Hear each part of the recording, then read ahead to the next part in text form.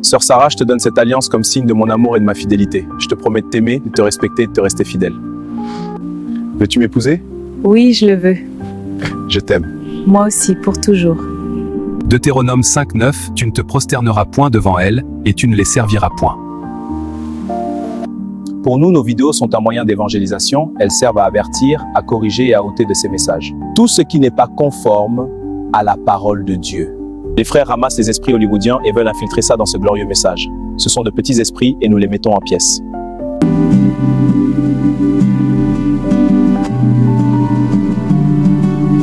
Bien-aimé, l'adoration est sacrée.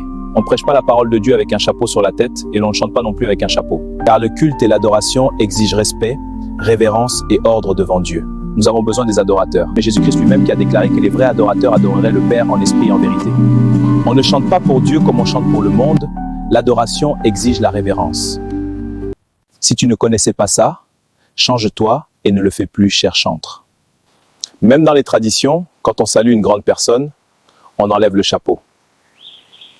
On enlève le chapeau devant un chef, un aîné, une autorité. Je pense que c'est clair. Tu veux une citation? Frère Branham parle de ça.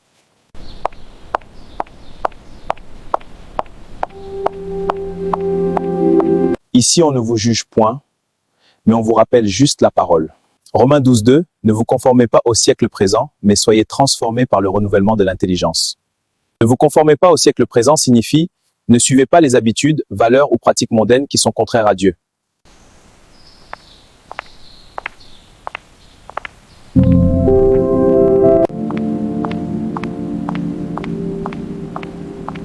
Frère Ba me dit, si vous n'avez pas de cheveux, vous devez en ajouter. Par ajouter, il parle de perruque ou de postiche. Mais ça, mes frères et sœurs, c'est la mondanité dans ce message. Et on ne doit pas en parler. Vu que ce sont des personnes qui payent bien leur dîme, toucher ça, c'est toucher la personne. Et les pasteurs sont calmes et ils sont même contre moi parce que je dis de telles choses.